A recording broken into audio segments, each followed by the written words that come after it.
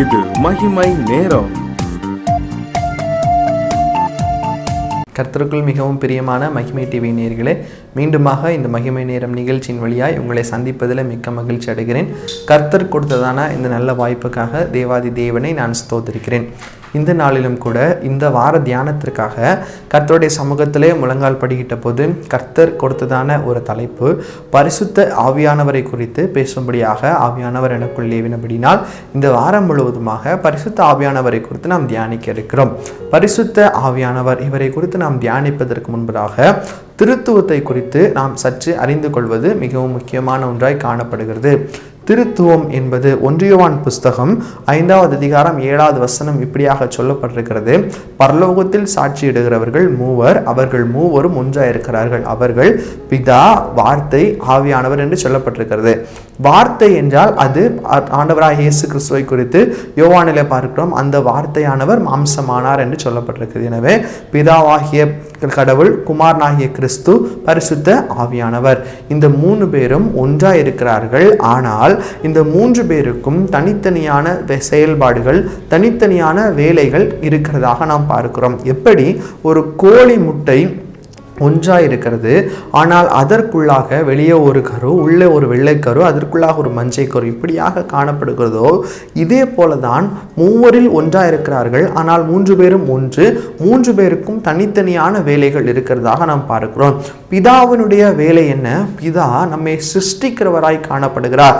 ஆதியாகமம் புஸ்தகத்தில் நாம் பார்க்கிறோம், பிதாவினுடைய வேலை சிருஷ்டிப்பு.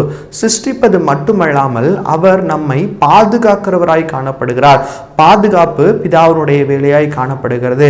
3வதாக நாம் பார்ப்போமானால், பிதாவினுடைய வேலை, ஒரு மனிதன் இந்த உலகத்திலே மனித ரூபமாக வந்து பிறக்கிறான் என்று சொன்னால், அந்த மனிதனுக்கு அவனுக்கான வாழ்க்கைக்கான திட்டங்களை வகுப்பது பிதாவினுடைய வேலையாய் காணப்படுகிறது. அதுதான் பிதாவின் சித்தம் என்று சொல்லப்பட்டிருக்கிறது.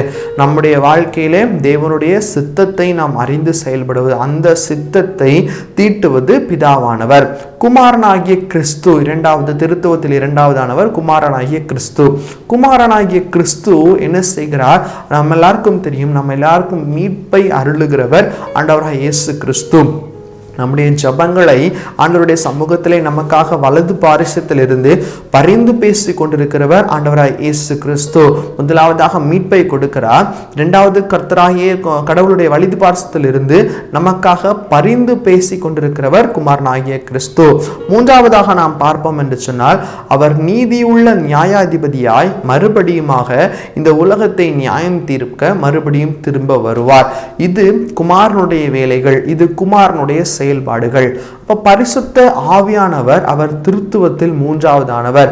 பரிசுத்த ஆவியானவருடைய வேலை என்ன?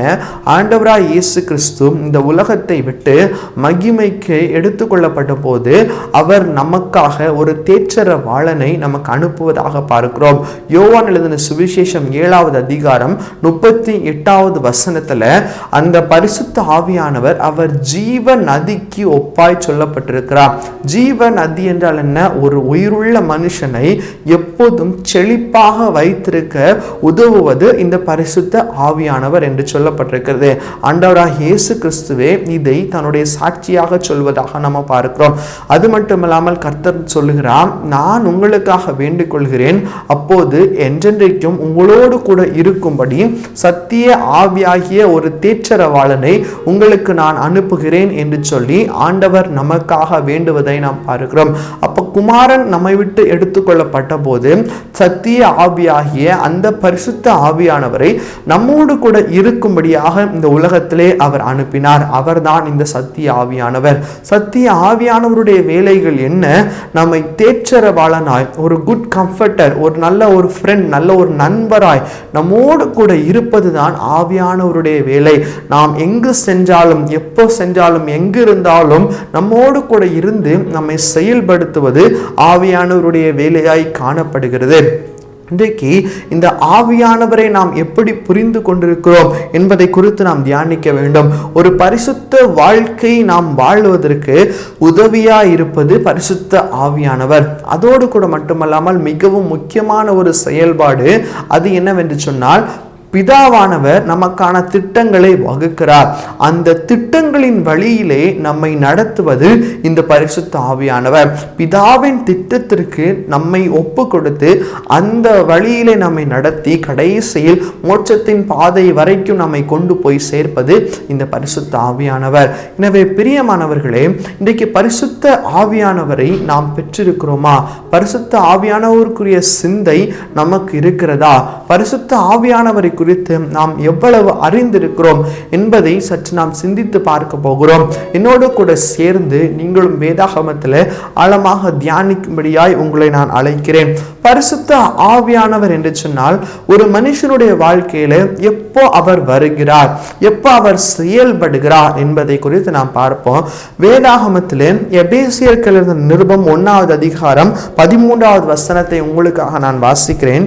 நீங்கள் உங்கள் இரட்சிப்பின் சுவிசேஷமாகிய சத்திய வசனத்தை கேட்டு விசுவாசிகளான போது வாக்குத்தத்தம் பண்ணப்பட்ட பரிசுத்த ஆவியினால் அவருக்குள் முத்திரை போடப்பட்டீர்கள்.